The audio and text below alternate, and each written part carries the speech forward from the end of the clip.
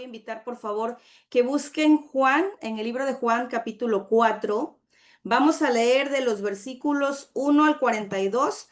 Quienes no la tengan a la mano, bueno, yo comienzo, pero ustedes me siguen allí donde están. Y empiezo. Dice, les voy a leer en la Reina Valera, que sé que todos tienen la Reina Valera, entonces vamos con la Reina Valera. Cuando pues el Señor entendió que los fariseos habían oído decir, Jesús hace y bautiza más discípulos que Juan, aunque Jesús no bautizaba sino sus discípulos, salió de Judea y se fue otra vez a Galilea, y le era necesario pasar por Samaria. Vino pues a una ciudad llamada Sicar, junto a la heredad que Jacob dio a su hijo José, y estaba allí el pozo de Jacob. Entonces Jesús, cansado del camino, se sentó así junto al pozo. Era como la hora sexta. Vino una mujer de Samaria a sacar agua y Jesús le dijo, dame de beber, pues sus discípulos habían ido a la ciudad a comprar de comer. La mujer samaritana le dijo, ¿cómo tú siendo judío me pides a mí de beber, que soy mujer samaritana? Porque judíos y samaritanos no se tratan entre sí. Respondió Jesús y le dijo, si conocieras el don de Dios y quién es el que te dice, dame de beber, tú le pedirías y él te daría agua viva. La mujer le dijo, Señor, no tienes con qué sacarla y el pozo es hondo. ¿De dónde pues tienes el agua viva? ¿Acaso eres tú mayor que nuestro padre Jacob, que nos dio este pozo del cual bebieron él, sus hijos y sus ganados? Respondió Jesús y le dijo, cualquiera que bebiera de esta agua volverá a tener sed, mas el que bebiere del agua que yo le daré no tendrá sed jamás, sino que el agua que yo le daré será en él una fuente de agua que salte para vida eterna. La mujer le dijo, Señor, dame esa agua para que no tenga yo sed ni venga aquí a sacarla. Jesús le dijo, ve, llama a tu marido y ven acá. Respondió la mujer y le dijo, no tengo marido. Jesús le dijo, bien has dicho, no tengo marido, porque 5 maridos has tenido y el que ahora tienes no es tu marido. Esto has dicho con verdad. Le dijo la mujer, Señor, me parece que tú eres profeta. Nuestros padres adoraron en este monte y vosotros decís que en Jerusalén es el lugar donde se debe adorar. Jesús le dijo, mujer, créeme que la hora viene cuando ni en este monte ni en Jerusalén adoraréis al Padre. Vosotros adoráis lo que no sabéis.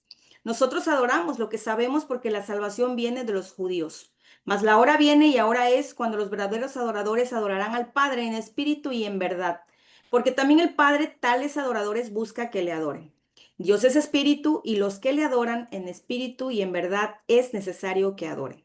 Le dijo la mujer, sé que ha de venir el Mesías llamado el Cristo. Cuando Él venga nos declarará todas las cosas. Jesús le dijo, yo soy el que habla contigo. En esto vinieron sus discípulos y se maravillaron de que hablaba con una mujer. Sin embargo, ninguno dijo, ¿qué preguntas o qué hablas con ella? Entonces la mujer dejó su cántaro y fue a la ciudad y dijo a los hombres, venid, ven a un hombre que me ha dicho todo cuanto he hecho. ¿No será este el Cristo? Entonces salieron de la ciudad y vinieron a él. Entre tanto los discípulos le rogaban, diciendo, Rabí, come. Él les dijo, yo tengo una comida que comer, que vosotros no sabéis. Entonces los discípulos decían unos a otros, ¿le habrá traído alguien de comer? Jesús le dijo, mi comida es que haga la voluntad del que me envió y que acabe su obra. ¿No decís vosotros, aún faltan 4 meses para que llegue la siega? He aquí os digo, alzad vuestros ojos y mirad los campos, porque ya están blancos para la siega. Y el que siega recibe salario y recoge fruto para vida eterna, para que el que siembra goce juntamente con el que siega. Porque en esto es verdadero el dicho, uno es el que siembra y otro es el que siega. Yo os he enviado a cegar lo que vosotros no labrasteis. Otros labraron y vosotros habéis entrado en sus labores. Y muchos de los samaritanos de aquella ciudad creyeron en él por la palabra de la mujer que daba testimonio diciendo, me dijo todo lo que he hecho. Entonces vinieron los samaritanos a él y le rogaron que quedase con ellos, que se quedase con ellos. Y se quedó allí 2 días y creyeron muchos más por la palabra de él y decían a la mujer, ya no creemos solamente por tu dicho, porque nosotros mismos hemos oído y sabemos que verdaderamente este es el Salvador del mundo, el Cristo. Hasta ahí, mis hermanas. Y quiero empezar con un contexto, porque si ustedes se dieron cuenta, por aquí hay como cierta línea que la mujer no quiere cruzar con Jesús. Entonces, yo quiero darles un pequeño contexto.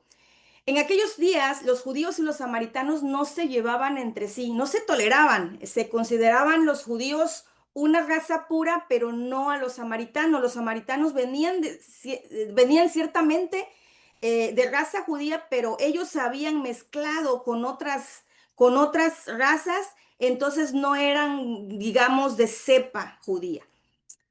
No sé si recuerdan a un rey que se llama Acab. Él fue rey de Israel y este rey de Israel se casó o tomó por mujer a una mujer pagana llamada Jezabel. Les debe sonar porque esta historia muchas la conocemos. Entonces este rey se dejó influenciar por su mujer, por Jezabel, y esta mujer era una adoradora de ídolos, te traía muchísimas cosas extrañas, cultos extraños, a dioses extraños, y entonces hubo toda una mezcolanza. Este rey no pudo evitar que el pueblo se contaminara por la influencia que tenía de su esposa, que él mismo fue poniendo altares de dioses. Y claro que el pueblo fue enredando de tal forma que ellos también se involucraron en relaciones inmorales, practicando cultos paganos y mezclando su raza y sus creencias. Todo esto abrió paso a una doble moral. ¿Y por qué digo que una doble moral? Porque estas personas se creían todavía pueblo de Dios, a pesar de vivir con prácticas reprobadas, porque Dios no aprobaba estas prácticas. Muchos cambiaron su forma de adorar, ciertamente, pero también se mezclaron y entonces empezó a darse una generación allí toda mezclada, entonces ya no eran judíos de raza pura, ¿sí? Entonces es por eso que este conflicto entre ellos llevaba siglos, estamos hablando de 800, 900 años atrás antes de Cristo. Y todavía ese conflicto existía hasta los tiempos de Jesús, ya que los judíos de cepa pues celosos de Dios, celosos de sus leyes, legalistas, pues no los aceptaban. Y la palabra samaritano, de hecho, la usaban como un insulto. Por ejemplo, si alguien no era como ellos, ay, samaritano, ahí va este samaritano, ay, ya se me atravesó este samaritano, ¿no? Entonces, hasta la palabra samaritano les causaba ronchas, pues. Se dice que usaban esta palabra como insulto, pero a una cosa completamente mal, despectiva. Y esas barreras raciales eran pero tan gachas que jamás se les vería en un lugar cerca o junto a un samaritano. Entonces, estos judíos intolerantes, pues no los consideraban puros, los consideraban indignos y déjenme decirles que no solamente los samaritanos, los judíos también consideraban impuros a los gentiles y consideraban impuros o no dignos a las prostitutas, por ejemplo, a los leprosos, a los publicanos, a los recaudadores de impuestos también. No se sentaban a la mesa con ellos.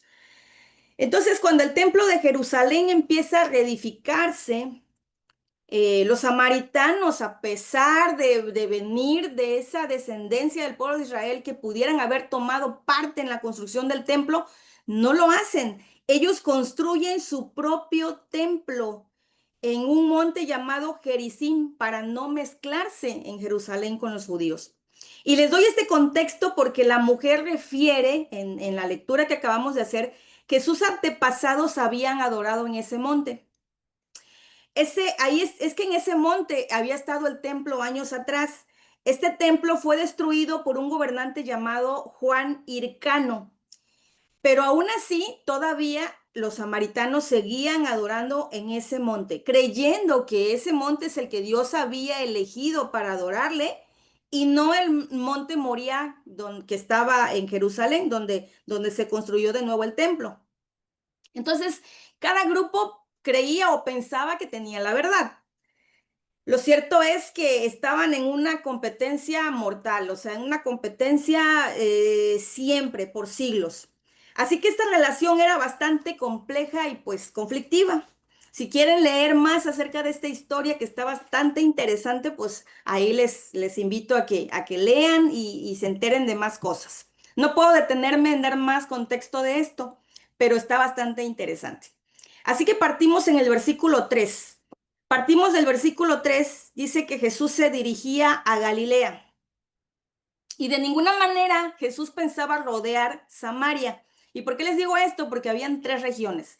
Estas tres regiones tenían grandes diferencias culturales y religiosas. Estaba Galilea del norte, y estaba Judea en el sur y Samaria estaba en el centro. Era como el jamoncito del sándwich. Entonces, los judíos, aunque se tardaban más para viajar cuando viajaban de Judea a Galilea o viceversa, pues rodeaban a los samaritanos, aunque esta caminata, porque caminaban, les llevara todavía o les tomara muchos más días de los que normalmente les debía tomar. Pero Jesús no lo hizo así. Él y sus discípulos llegan a Samaria. Eh, y se detienen. Dice aquí, refiere a la lectura que Jesús estaba cansado del camino, pero también sus discípulos. El apóstol Juan resalta a Jesús precisamente para resaltar esa naturaleza humana de Jesús. Dice que Jesús estaba cansado y sediento. Físicamente estaba agotado y por eso es que se detuvo junto al pozo. Sus discípulos fueron a la ciudad a comprar provisiones. Parecía que Jesús estaba más cansado que los discípulos porque los discípulos todavía van a comprar. Pero bueno, les quiero decir que no fue así.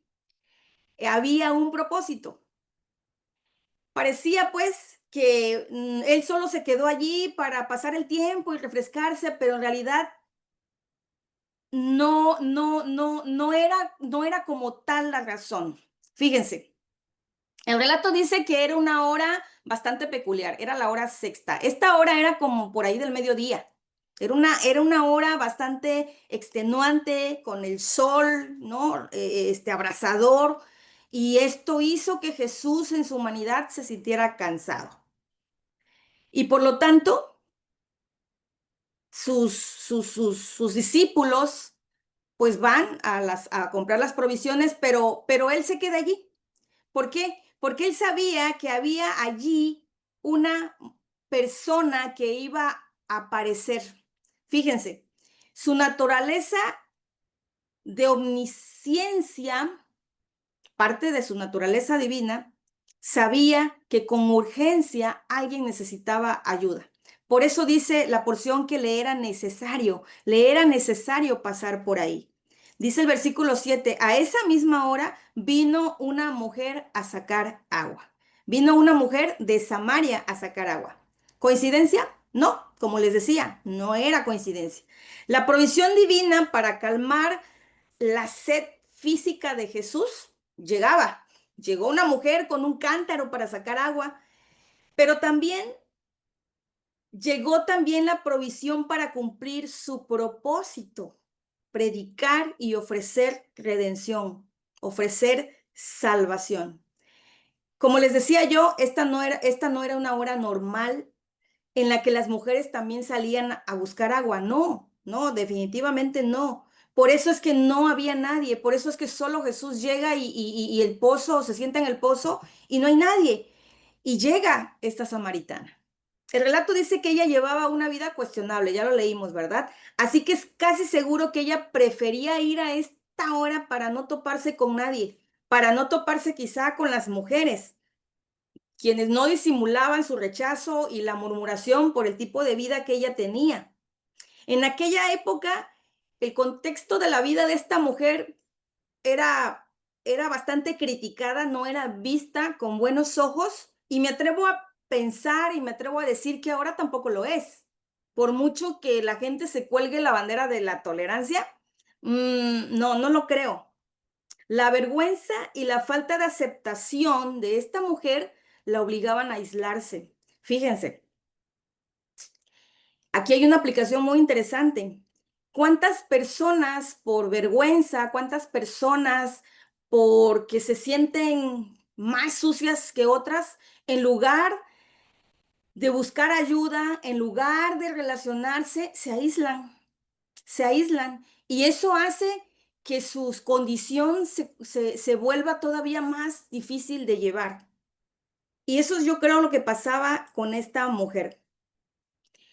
Y también otra aplicación que podemos resaltar de aquí es que, fíjense, los judíos le daban la vuelta a los samaritanos, rodeando sus tierras, pero también las mujeres le daban la vuelta a esta mujer y viceversa. La mujer también le daba la vuelta a las demás. Las mujeres samaritanas quizá le daban la vuelta a esta mujer porque la consideraban menos santa que ellas, ¿verdad? Y como les decía yo, la samaritana pues no se quedaba atrás. Al sentir el rechazo, pues ella también se aislaba. Y algo, hermanas, que quisiera yo resaltar en esta enseñanza y en esta aplicación es que debemos dejar la enemistad. Jesús mismo es nuestro ejemplo. El no prejuicio hacia otras personas como Jesús nos demostró, como Jesús nos dejó ejemplo, es lo que nosotros debemos imitar. Ciertamente todas somos diferentes, pero la compasión con la que Jesús nos mira a nosotras y la urgencia de reconciliar al pecador con Dios debe ser suficiente para romper cualquier barrera que levantemos. No nos demos la vuelta. Cuando alguien no nos cae bien o son menos santas que nosotras, no rodeemos para evitar a esa persona. No tienes que caminar 3 cuadras más para no toparte con esa vecina. Ay, de la mala vida, no, ella no es como yo. Cuando es una oportunidad que tenemos de poder hablarles. Yo creo que a ti y a mí no nos gustaría que Jesús nos diera la vuelta, que Jesús nos rodeara, ¿verdad? No nos gustaría que el Señor nos evitara. Y qué bueno que el Señor no es así. Jesús nos manda a estar en paz con todos, dice Romanos 12:18. Si es posible, en cuanto dependa de ti, en cuanto dependa de nosotros, estad en paz con todos los hombres, habla de la humanidad entera, hombres, mujeres, ¿verdad? Estas actitudes no contribuyen al testimonio de una mujer cristiana, de verdad, hermanas, debemos entenderlo. Tener la verdad o la razón no debería ser motivo de mirar a otros con desdén o con desprecio o hacerlos menos porque, ay, no sabe. Al contrario, sigamos el ejemplo de amor y de humildad de Jesús.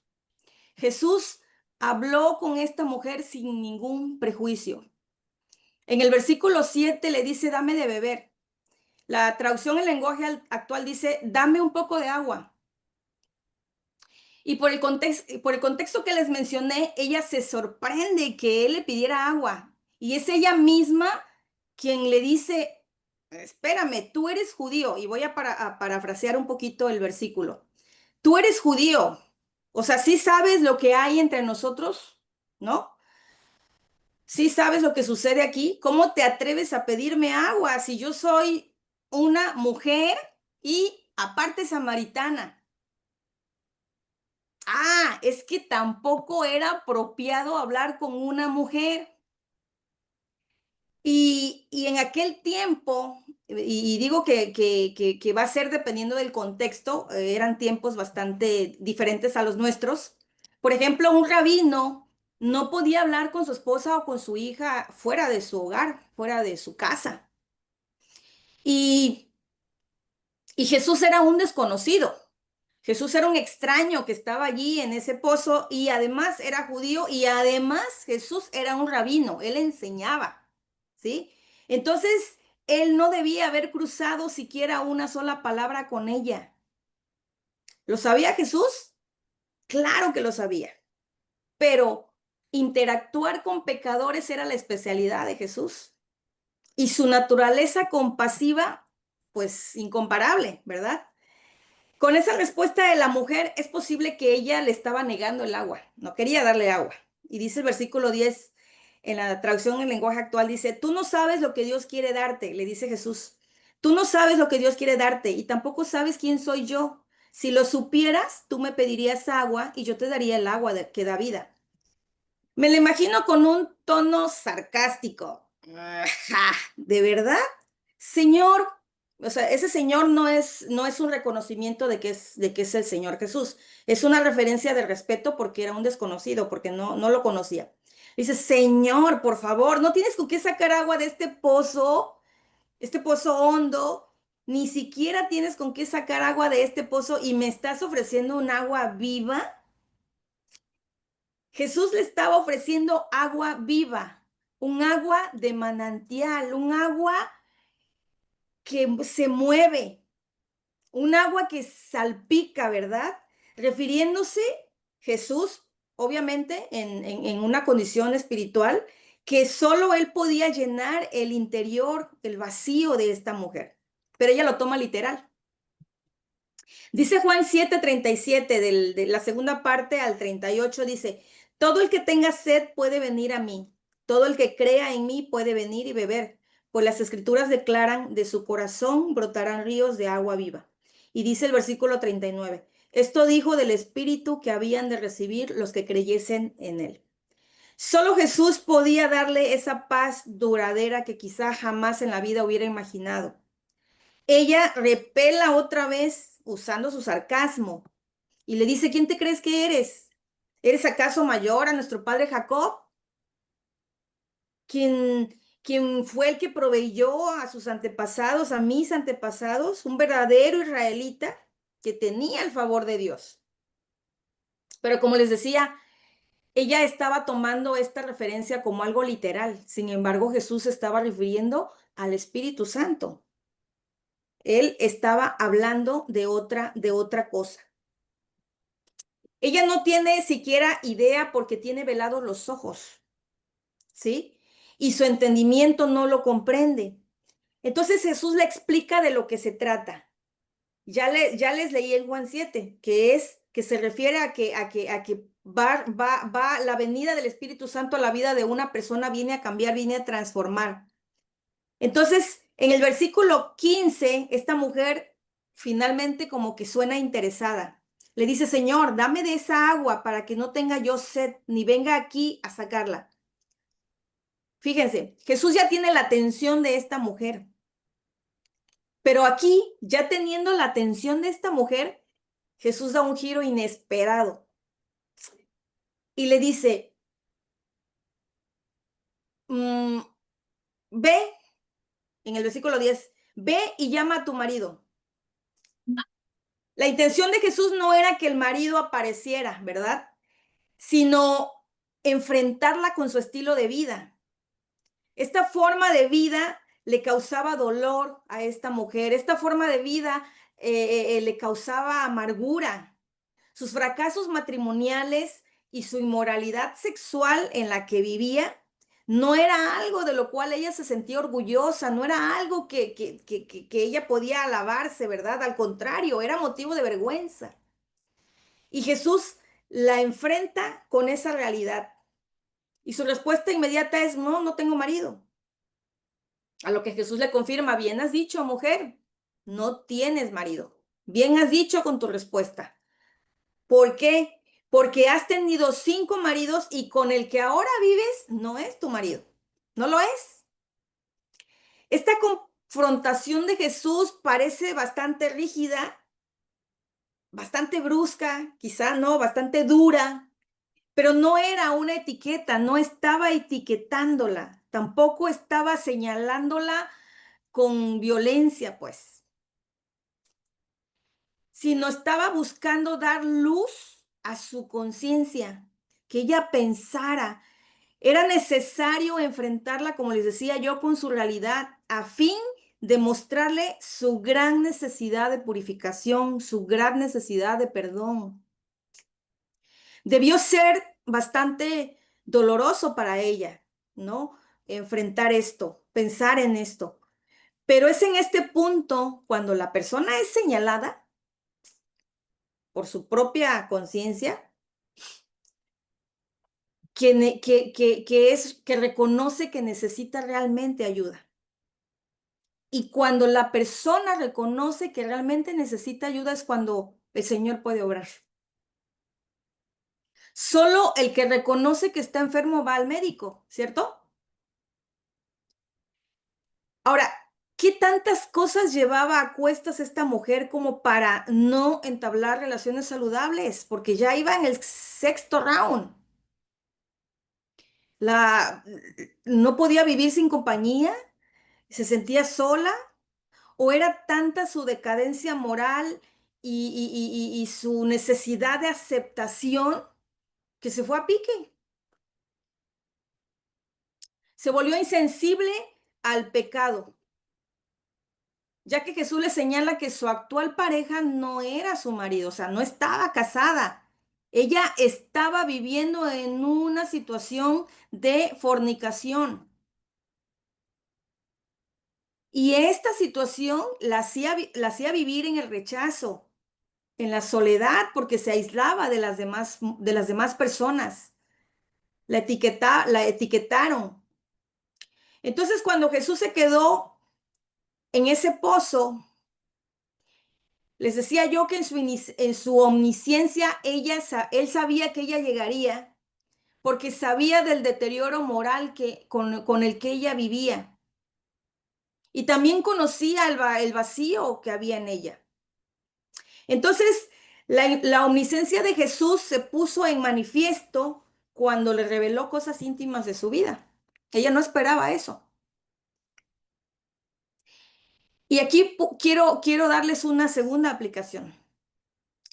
Aceptar el agua viva, aceptar lo que Jesús nos ofrece, el Espíritu Santo en nuestra vida, el favor de Dios, su salvación, para poder disfrutar de sus beneficios, significa reconocer a Jesús, reconocer su sacrificio, su muerte y resurrección. Eso es el Evangelio. Enfrentando el pecado para poder confesar y para poder arrepentirse. Todas necesitamos esa agua. El propósito de Dios es restaurar nuestras vidas. No demos por hecho que Jesús nos va a venir a dar solo una satisfacción temporal. No es algo emocional, hermanas. El Evangelio de Jesús no es algo que yo pueda vivir hoy por la noche, mañana me despierto y qué bien me siento y qué feliz soy, pero en un mes ya no me siento igual. No es temporal, es permanente. Porque Jesús viene a sanar completamente nuestra alma. Jesús viene a restaurar nuestras vidas. Como les decía yo, y solamente puede obrar en tu vida a medida que reconozcas tu pecado, a medida que le confesemos y nos arrepintamos. Es la única manera. Si hoy nos sentimos confrontadas, tú y yo, con nuestra manera de vivir a través de esta palabra, no es un rechazo, quiero aclararte. No es una acusación, no es una etiqueta. Los señalamientos de parte de Dios acerca de la condición de nuestro corazón son para salvación. Son para salvación. El Señor reprueba nuestros pecados, pero no nos condena. Él vino a salvar. El Señor nunca va a aprobar el pecado porque Él es un Dios santo, Él es un Dios puro y no puede convivir ni siquiera ver el pecado. Él no puede vivir en lo sucio, en la inmundicia de nuestro corazón. Entonces esa agua viva nos garantiza una vida plena y también es el sello de que somos apartadas para Él a través de su Espíritu. Esta agua viva nos garantiza el mover espiritual de Dios para ser transformadas y purificadas y no tener una vida estancada como esas aguas en ese cántaro, esa agua de pozo estancada en ese cántaro. No, no es así. Esta mujer ante la incomodidad de enfrentar su cruda realidad trata de cambiar la conversación, trata de desviar la atención de Jesús. En un punto en el que ella realmente se siente vulnerable, está desnuda frente a Jesús. Jesús lo sabe todo, ella no podía negarle nada, porque él ya lo sabía. Y entonces ella echa mano de lo que conoce, la religión. Trata de verse un poco espiritual para que Jesús no sea tan dura con ella. Y yo creo que eso pasa muy seguido, ¿verdad? Entonces empieza a hablar de sus antepasados, le habla del monte en el que adoraron sus antepasados, en el que adoraban sus padres. Algo así como saber el lenguaje cristiano, ¿verdad? Escuchamos muchas personas que saben mucho de religión, que saben de las tradiciones. Es más, se saben el idioma cristiano. Tú puedes ver a un vecino que te dice, ay, vecino, Dios te bendiga. Y, ay, me dijo, Dios te bendiga, ay, debe ser cristiano. No, no necesariamente. Conocen el lenguaje. Pero a pesar de que ella trata de distraer a Jesús con esto, Jesús va directo al grano. Y hermanas, Él siempre nos va a llevar hacia su propósito, hacia la dirección correcta, por mucho que queramos desviar la verdad. Dice en el versículo 22, ustedes los samaritanos adoran lo que no saben. ¡Auch! Como dice el pastor. Los samaritanos tenían la Torá y solo aceptaban lo escrito por Moisés, la revelación de Moisés, el Pentateuco. Y al rechazar el resto de la revelación, pues su adoración no era la correcta. En el mismo versículo 22 va la afirmación de lo dispuesto por Dios. La salvación viene de los judíos. Y nada más les quiero mencionar esto para no alargarme más en la lectura, pero en esta frase Jesús se refiere a que fue para los judíos esa revelación especial para efectos de recibir, guardar y transmitir el mensaje por generación en generación, ya que es a través de este mensaje que los profetas anunciaban el camino y estaban siempre, ¿verdad?, atentos a volver al camino cuando el pueblo se desviaba. Y el camino trazado por Dios era el que se anunciaba una y otra vez, no había otro. Los profetas anunciaron también la venida del Mesías y que tenía que ser judío, que venía de la descendencia de Abraham, ¿verdad? La descendencia de Abraham, del linaje judío, es de donde venía el Mesías, de donde nacería el Salvador. Y esto es lo que Jesús le quiere decir a la mujer en esta frase. Entonces, después de las bases de por qué esta frase y aclarando el punto, Jesús da a conocer la forma correcta de adorar. Y eso está en el versículo 23 al 24. Dice que la verdadera adoración no está en un lugar físico, en un templo, en un edificio, en un salón de 4 paredes. Hermanas, no es venir a la iglesia los domingos. La verdadera adoración que Dios ha dispuesto desde aquellos tiempos hasta el día de hoy es una adoración de un corazón completamente rendido a Él. La adoración correcta es un corazón dispuesto para Él. Le dice a Nicodemo, es necesario que nazcas de nuevo.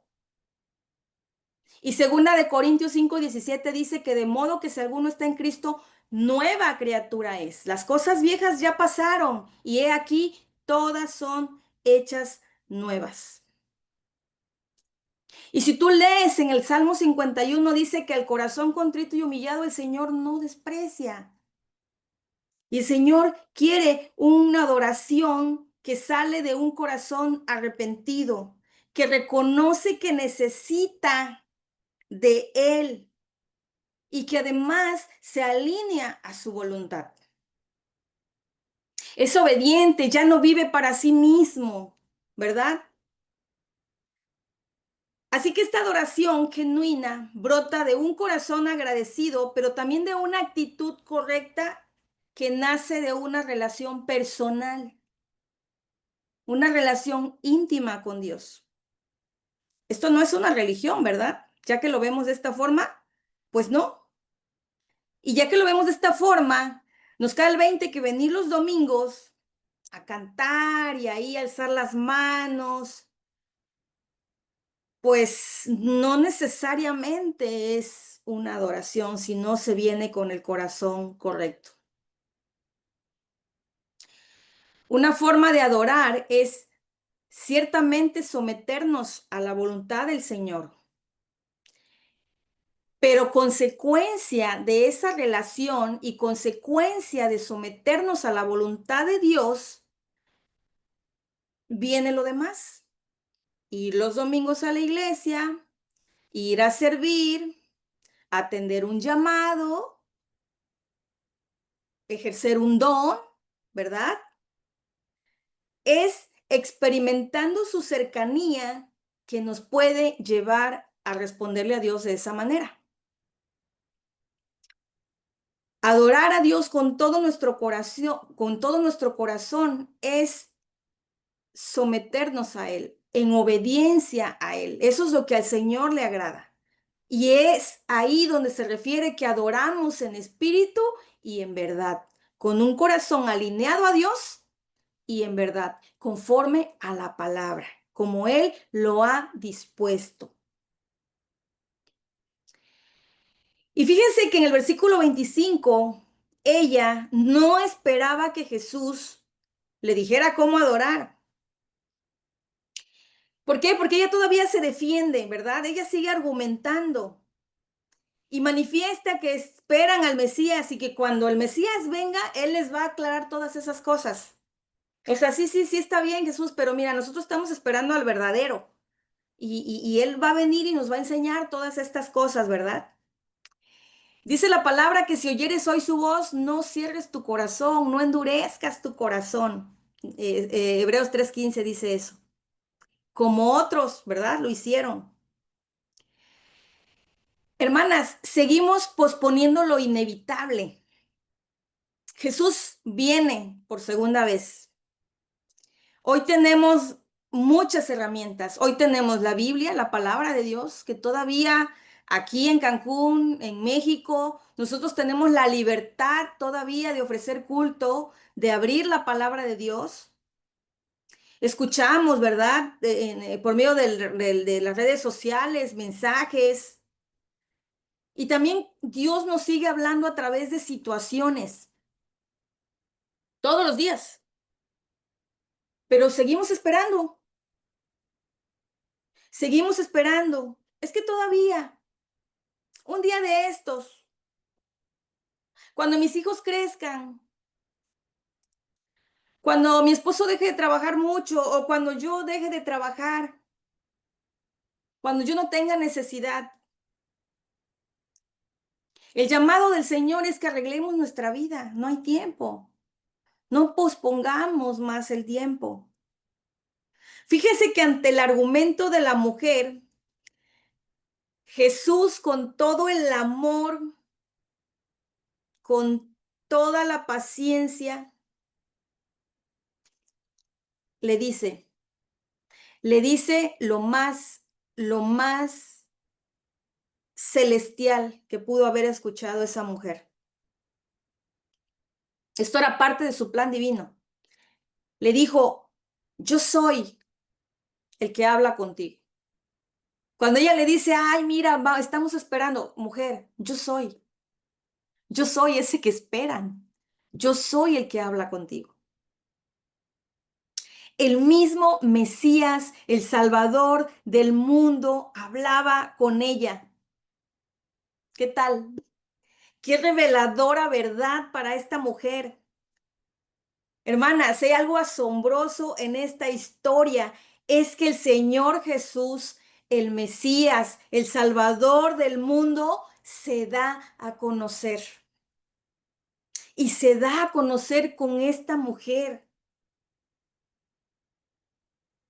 Y creo que esta es una única ocasión en la que el Señor Jesús deja clara su naturaleza y misión mesiánicas como enviado de Dios.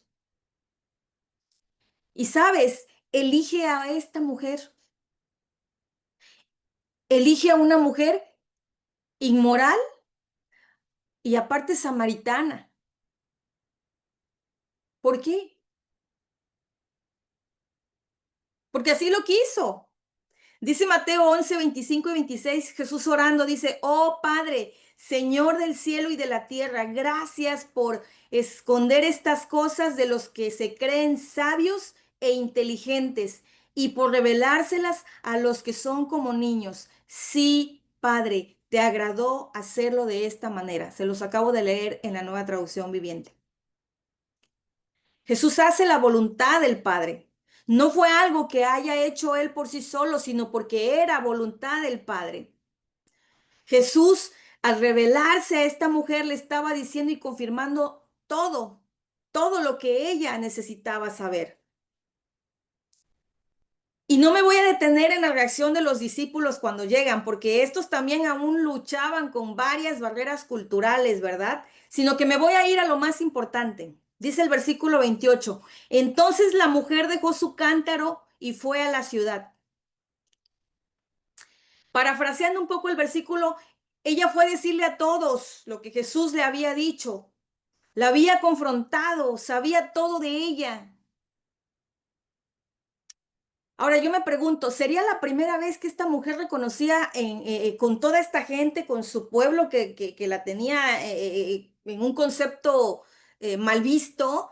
¿Sería la primera vez que esta mujer reconocía que ellos tenían razón?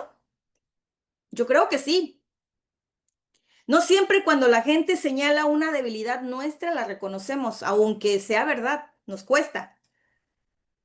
Y nos cuesta no porque no sepamos que es verdad, sino porque no queremos hacerles pensar que es como ellos dicen. Es como, ay, esto es lo que tú crees, pero no. Yo sigo viviendo igual, pero no te voy a dar el gusto de darte la razón. Así, con ese orgullito, ¿verdad?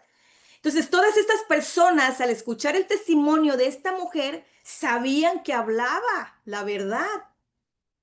Y muchos, dice la Biblia, muchos creyeron por la palabra de ella.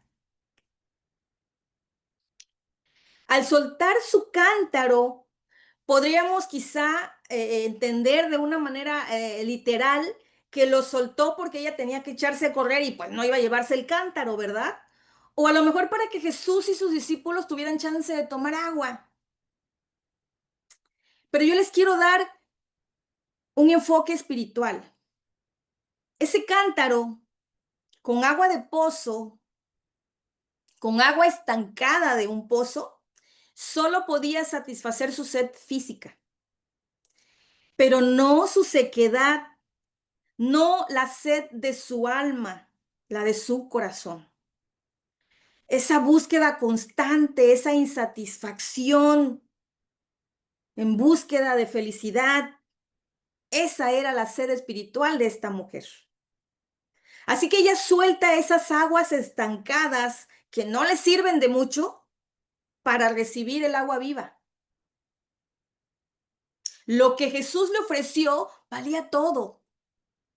Ella entendió su condición al ser expuesta, ¿sí? Al ser confrontada con la verdad, con su realidad, y reconoció su pecado. Le creyó al Señor, reconoció al Mesías, reconoció al Salvador del mundo. Mi hermana, es el Evangelio. Esto es el Evangelio. Es cuando soltamos ese cántaro, todas esas cosas que no nos dan ninguna satisfacción. Es cuando rechazamos esa agua que solo nos va a satisfacer, que solo nos va a saciar por un momento. Póngale el nombre que usted quiera, quizá un esposo, el novio, los hijos, ese trabajo o dinero, qué sé yo. ¿Qué tanto tiene ese cántaro que tienes que soltar? Esas cosas que tenemos que soltar nos mantienen en esa constante búsqueda, porque no hay satisfacción en nada de eso. Y es cuando soltamos todo esto que hacemos más ligera nuestra carrera, ¿sí? No hay peso, no hay aguas estancadas. Pero para hacer la voluntad de Dios, no solamente necesitamos soltar, sino necesitamos pedirle la ayuda al Señor. Porque esto a veces, hermanas, es más fuerte que nosotros. Tenemos nuestra carne que se resiste, tenemos nuestra carne que no quiere soltar. Es difícil. Dice Romanos 12:1 que seamos ese sacrificio vivo, santo, agradable a Dios. El Señor quiere, hermana, que seamos mujeres en crecimiento. Si tú y yo le permitimos al Espíritu Santo obrar en nosotros, nos va a ayudar a desarrollar su fruto cada vez y va a ser refrescante para nuestra alma, como esas aguas movedizas de manantial. Ella no lo pensó dos veces y en un impulso de compartir lo que le había sucedido, ella va sin importar si sería escuchada, si sería juzgada. Ella solo quiere contar lo que le había acontecido. ¿Qué le dijo Jesús a ese hombre gadareno que había sido liberado de una legión de demonios? Le dice, vuélvete a tu casa y cuenta cuán grandes cosas ha hecho Dios contigo. Y él se fue publicándolo por toda la ciudad, cuán grandes cosas Jesús había hecho con él. Fíjate, él no se limitó solamente a ir y contarlo en su casa, dice que se fue contándolo por toda la ciudad.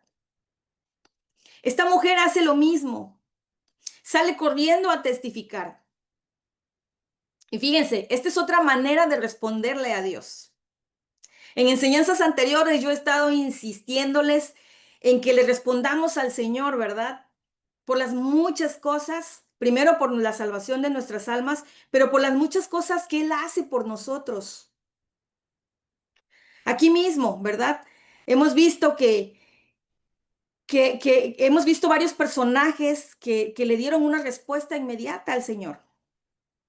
Unos sirviéndole, otros adorándole, otros, ¿verdad?, con sus bienes materiales y todavía apoyando la obra con ellos mismos, con su persona, como Juana, por ejemplo. Y esta vez estamos aprendiendo que también le respondemos a Dios testificando, contando las maravillas de Dios, contando las obras maravillosas que Él ha hecho por nosotros. Esta es una otra forma de responderle. La gratitud siempre va a traer una respuesta y casi siempre es inmediata. El amor depositado en nuestro ser por nuestro Señor echa fuera todo temor. Aquí no hay de que es que a mí no, pues me acaba de pasar esto, pero a mí me da pena, me da vergüenza. Dice Primera de Juan 4:8, en que esta clase de amor, en esta clase de amor que Jesús nos dio, no hay temor, porque el amor perfecto expulsa todo temor. Si tenemos miedo, es por temor al castigo. Y esto muestra que no hemos experimentado plenamente el perfecto amor de Dios. Se los leí en Nueva Traducción Viviente. Nuestra seguridad en Cristo, mi hermana, es real. Y eso nos debe alentar y dar el valor para compartir. No tengas temor de compartir. Compartir el Evangelio, las buenas noticias de Jesús para salvación, aparte de ser una forma de responderle, es un mandato. Es un mandato. Dice la Biblia que demos de gracia lo que hemos recibido de gracia y que vayamos y también prediquemos el Evangelio a toda criatura. Fíjate, esto que tú y yo tenemos lo hemos recibido de gracia. Por lo tanto, pues démoslo. De hecho, hay un canto por ahí que dice que su amor nos inunda, no nos podemos callar, ¿no? Anunciaremos al mundo de tu amor y de tu verdad. Hermana, las buenas noticias se comparten. El Señor se complace en usarnos, ¿sí? Instrumentos débiles, porque eso es lo que somos. Pero Él se complace en usarnos para llevar a cabo su obra. La mayoría de las veces no cuenta mucho la intención si no lo hacemos. Porque yo estoy segura que en muchas de nosotras hay muy buenas intenciones. Es más, esta misma noche, después de que salgamos de esta reunión, vas a tener la buena intención y vas a querer hacerlo. pero no basta con tener una buena intención, porque somos muy dadas a pensar que ya habrá oportunidad. En la primera oportunidad que tenga, este, lo voy a hacer. Y eso lo vamos posponiendo, lo vamos posponiendo. Tenemos una amiga que necesita del Señor, tenemos una vecina, tenemos un familiar y empezamos a justificarnos, ay, no, es que no tengo tiempo de pasar a verla, ay, es que yo no hablo bien, no, es que yo no sé mucho de la palabra, no, es que yo soy nueva en esto. Y estamos posponiendo, posponiendo. Esto de darle una respuesta a Dios, como les decía, es bueno porque estamos agradecidas con el Señor y tenemos muchísimo por qué agradecer. Pero también tendría que salir natural. ¿Sabes por qué? Porque si vivimos en obediencia y si yo les acabo de decir que esto es un mandato de Dios, pues tendría que salir, ¿verdad? Porque queremos obedecer a Dios. Y hermanas, no necesitamos un gran speech, no necesitamos hablar súper bonito. Nuestro testimonio, nuestra historia puede llevar personas también a buscar al Señor.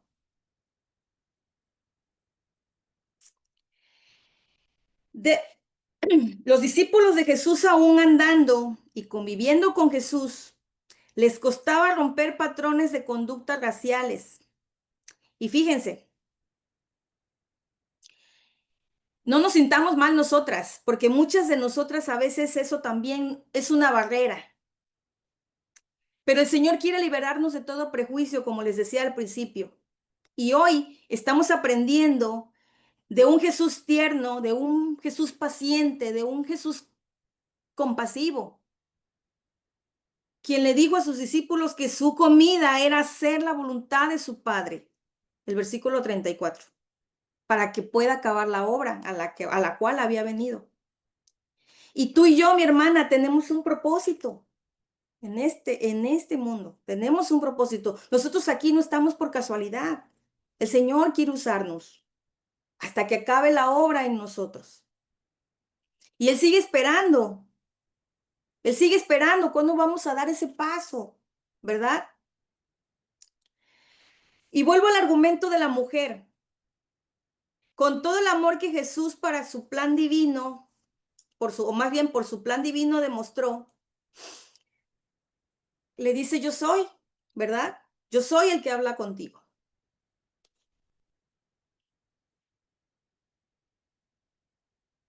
La revelación de Jesús hace que esta mujer deje su cántaro y vaya.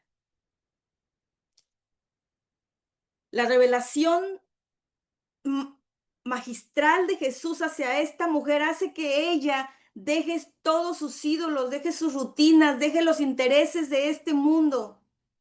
Es más, se quite la vergüenza con la que ella vivía antes. Como les decía yo, no necesitamos palabras rebuscadas o palabras persuasivas para ir y compartir. Esta mujer solamente va porque su vida, esa vida viciada que ella tenía, que era conocida por toda la ciudad, la reconoce delante de ellos. Y al mismo tiempo que reconoce delante de ellos todo lo que Jesús le había señalado como verdad y eran verdad, comparte que el Mesías estaba ahí, que el Mesías se había encontrado con el Mesías. Entonces no hay mucho tiempo, mi hermana, de sentarnos a pensar, ¿por qué el Señor me vio a mí? ¿Pero por qué el Señor tuvo misericordia de mí? No, yo no me lo merezco. Y sí, sí es verdad, todo eso es verdad, tienes razón. Pero sabes, esto que Jesús nos da se llama gracia. Y la gracia es un regalo inmerecido. No podemos hacer nada, no podíamos hacer nada por ganarla. Y eso es lo que le tenemos que decir también a las personas.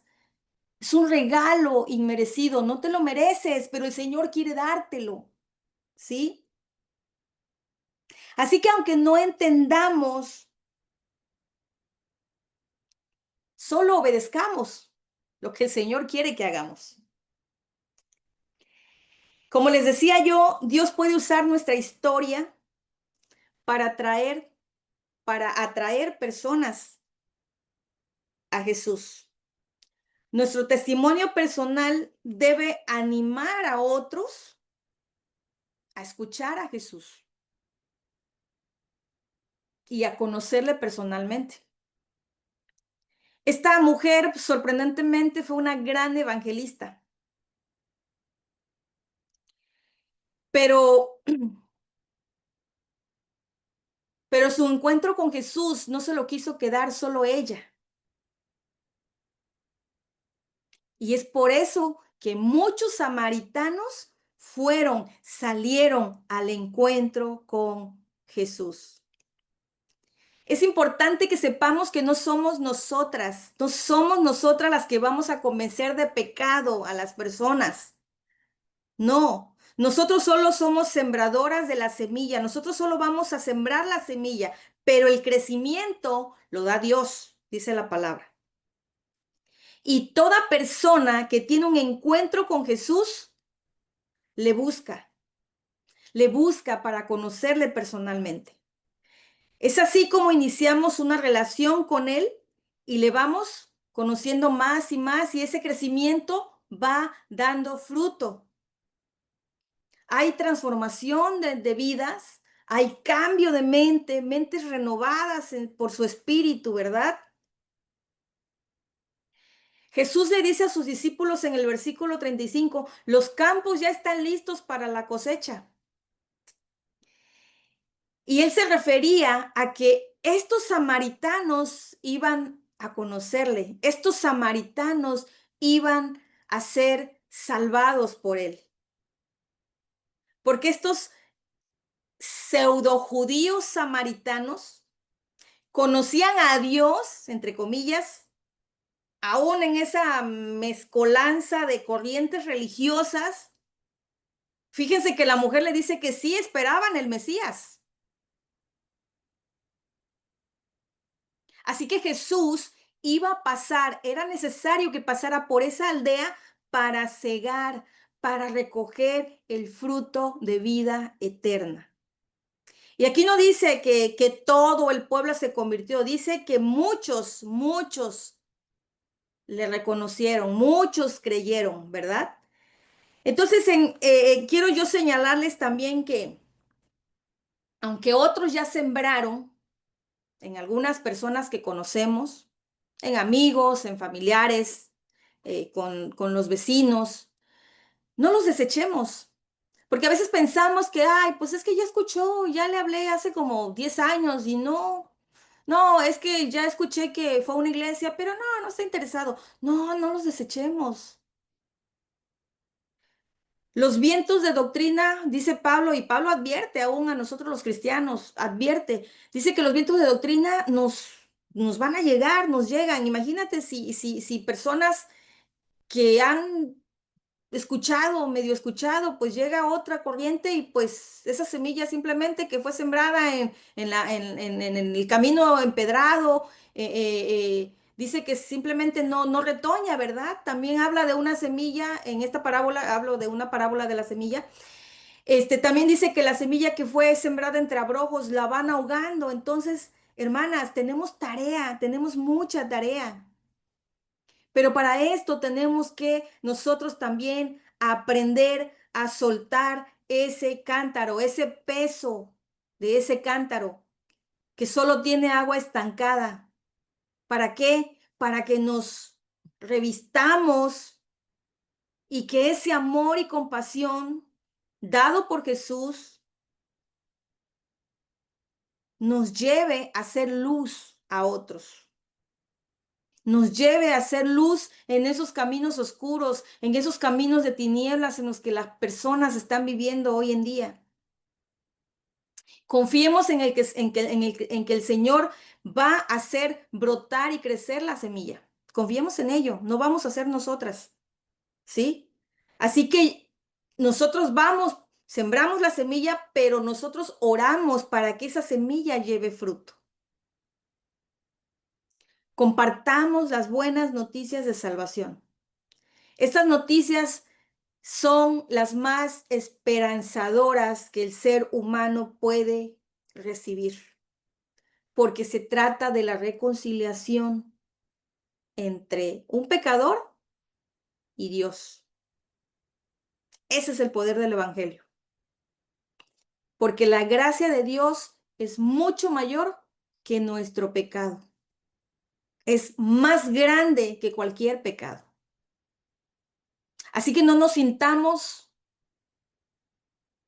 que somos mejores que otros. Al contrario, recordemos de dónde nos ha sacado el Señor. Y si el Señor que nos sacó de ese fango en el que estábamos, nos limpió y nos dio una nueva vida, ¿cómo no lo haría por cualquier otra persona?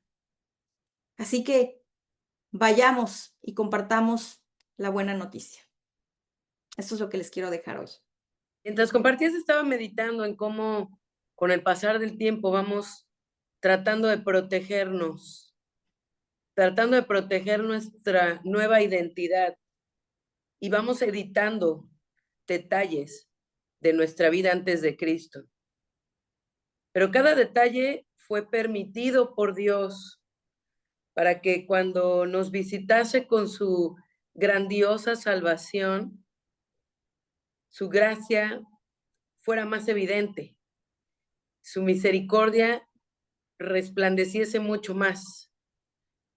Y cada vez que nosotros le vamos como extirpando detalles al testimonio para proteger la persona que ahora somos y la reputación que pensamos que hoy tenemos, y no queremos que la gente que tiene una percepción sobre nosotros el día de hoy la cambie por conocer detalles de nuestro pasado. Pero le restamos gloria a la obra del Señor en nuestra vida. Cierto. Que es importante no hacer eso. Es importante dejar de protegernos. Nuestra identidad no va a cambiar, aun si la mente de la gente, su concepto de nosotros cambiase por conocer más detalles de nuestro pasado. Nuestra identidad actual no cambiaría. Debemos renovarnos con respecto a eso para dejar de quitarle gloria a la obra del Señor en nuestra vida, ¿verdad? Porque esta mujer dijo, conocí a alguien que me dijo todo lo que he hecho. Y todos sabían, ¿no? Todos sabían su vida. Entonces, no hay necesidad a veces como de proteger lo que hemos hecho. Solo Dios sabe cómo va a usar cada aspecto, cada detalle. ¿A quién nos vamos a encontrar? ¿Quién necesita escuchar? Que también está pasando por cosas que nosotros pasamos y decir, hay esperanza para mí también. Puedo ver a esta persona restaurada, redimida, con esta vida que hoy veo y ahora que sé que hacía las mismas cosas en las que yo estoy atorado. Entonces quiere decir que hay esperanza para mí, ¿no? Exactamente. Gracias, Martis. Gracias a Dios. Necesitamos volver a esos tiempos, como cuando conocimos al Señor, donde no nos importaba nada, solo hablar de Él, solo hablar de Él. Es que tú no sabes, yo conocí a Dios, acabo de conocer a Dios. Y esto, y yo era esto, y Él me perdonó. Qué importante, ¿verdad? Vamos ahora. Señor mi Dios, gracias. Gracias por haber llegado a nuestra vida en el momento justo en el que lo hiciste. A veces pensamos que hubiera sido mejor que llegaras cuando éramos más jóvenes, cuando éramos niños, pero tú nunca llegas tarde y nunca te equivocas, Señor, sino que dejas correr la arena del reloj. Dejas incluso que pasemos por situaciones, que tomemos malas decisiones para llevarnos o esperando hasta que lleguemos al punto preciso en el que estamos listos para escuchar tu voz, en el que estamos listos para abrazarnos con todas nuestras fuerzas de tu gracia, de tu misericordia, Señor. Y porque sabes y tienes un plan para usar cada aspecto de nuestra vida, Señor, en la vida de otros. Dentro de tu plan, nada es desaprovechado. Así que gracias, Señor, por llegar a nuestra vida en el momento justo en el que lo hiciste. Y gracias por perdonarnos todas nuestras iniquidades, Señor. Gracias por contemplar cada aspecto de nuestra vida, Señor. Cuando nos redimiste, no olvidaste perdonar ninguna de esas cosas. Todas ellas fueron sepultadas debajo del mar. Hiciste alejar nuestros pecados tan lejos como están en el oriente del occidente y nos hiciste una nueva creación, una nueva criatura en ti, Señor. Borrando nuestros pecados, nos diste una nueva vida en Cristo, una nueva identidad, pero ciertamente no borraste de nuestra memoria cosas, porque, Señor, es importante que recordemos de dónde nos sacaste. Es importante que recordemos que como hoy aprendimos, no somos mejores que otra gente que hoy todavía sigue viviendo en sus pecados, pero necesitan salvación. Y es importante que recordemos la miseria que nosotros experimentábamos, el vacío que sentíamos, la necesidad que teníamos, la falta de aliento, la falta de esperanza, para que seamos compasivos y seamos movidos a misericordia cuando vemos a la gente en esa necesidad, Señor. Pero pasa que olvidamos, se nos olvida de momento, Señor, y somos indiferentes ante la necesidad de las personas. Ayúdanos, Señor. Por medio de esta palabra, recuérdanos, Señor, cómo vivíamos como esa mujer del cántaro, dándole la vuelta, Señor, a las cosas, escapando de esos dedos que nos señalaban, porque sabíamos que vivíamos mal, sabíamos que vivíamos en el error, pero no sabíamos cómo cambiar, no sabíamos cómo cambiar de vida, no sabíamos cómo dejar de buscar en el mismo lugar, porque era muy grande nuestra sed, era muy grande nuestra necesidad, era muy grande el vacío que no podíamos llenar. Y no sabíamos con qué podíamos ser saciados en verdad. Hasta que tú viniste a nuestra vida y te acercaste a nosotros y nos llenaste. Y nos diste de tu agua de vida, Señor. Y hoy tenemos esos ríos de agua viva fluyendo en nuestro interior, por cuanto creímos en ti, Señor. Pero no nos permitas quedarnos con esa agua para nosotros nada más. Empújanos, impúlsanos, Señor, a compartir con otros de tu agua de vida, Señor, para que otros vivan y tu nombre sea exaltado, porque ese es tu plan, esa es tu voluntad, Señor. Gracias por esta palabra que hoy nos desafía y gracias porque has puesto en nosotros la capacidad para ir y llevar lo que hoy tenemos a alguien más que se encuentra en necesidad. Que en los próximos días, Señor, no rehusemos hablarle a otros de ti, Señor. Como decía Martita, no hace falta excelencia de palabras. Solo hablar de lo que tú has hecho. Solo hablar de lo que conocemos. Solo hablar de aquel que conoce todo de nosotros y aún así nos amó. Y nos ama. Solo de ti, Señor. Solo apuntar a los demás hacia ti es todo lo que tenemos que hacer. Ayúdanos, Señor. Danos la valentía y el amor para poder hacerlo, Señor. Te lo pedimos en el nombre de Jesús. Amén. Amén.